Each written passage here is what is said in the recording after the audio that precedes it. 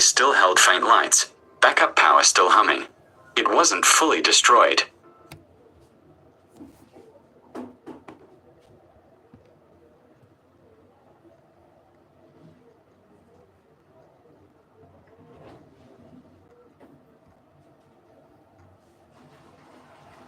She vanished after her shift.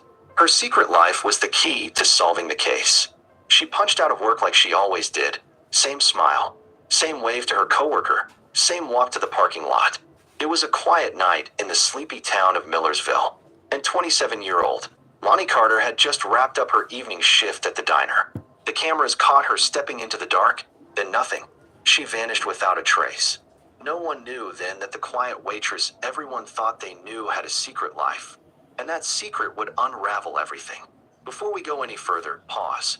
Drop the city or country you're watching from in the comments right now. We love seeing how far these stories reach. Now, Lonnie Carter was one of those women everyone adored. She was soft-spoken, hardworking, never missed a shift, and always had that sad little smile that made you wonder if she was hiding a lifetime in a glance.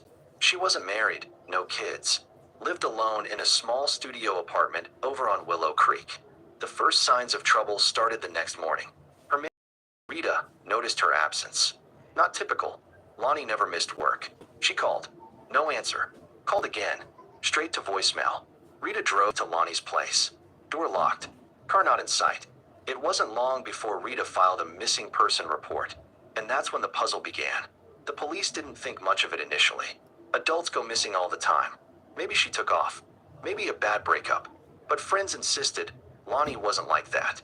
She had no one, no drama, no enemies. That's what they thought. But secrets never stay buried. Detectives began searching her apartment. Everything looked normal. No signs of struggle. The bed was made. Her clothes in order. Dishes in the sink. But her laptop? Missing. Her phone? Gone. Her journal? Ripped apart and burned in the trash can under the kitchen sink. Only partially. That's when the questions began. Who would destroy her journal? Why was her laptop gone? Who would want to erase her? They traced her last steps through CCTV. She was seen leaving the diner at 11:07 p.m. She waved to her worker, walked down the park. A blind spot. The next camera picked up nothing. It was like she vanished into the night. But then a break came in. A teenage worn piece of paper near the creek a few blocks from the diner. It was muddy, but readable. It had handwriting. Lonnie's. A single line stopped. He said no one would believe me. Detectives interviewed her coworkers. They said Lonnie remembered something. 2 weeks before Lonnie disappeared, a man came to the diner. Tall, clean cut, probably mid-30s.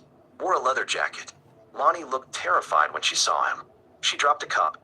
Her hands shook. Lonnie whispered, "He found me." When Sarah pressed, Lonnie brushed it off. Said it was just an ex. But the fear in her eyes? That wasn't an ex. That was something deeper. Something darker. Investigators pulled footage from that night.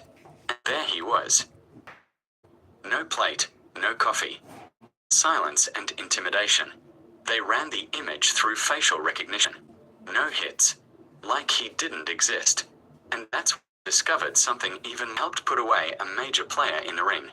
And payments and strange photos. Glorious. Amelia. Bars.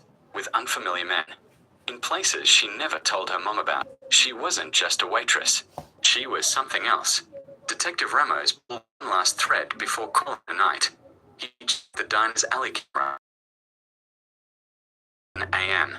4 minutes after Amelia clocked out, a dark sedan pulled into frame. The passenger door opened.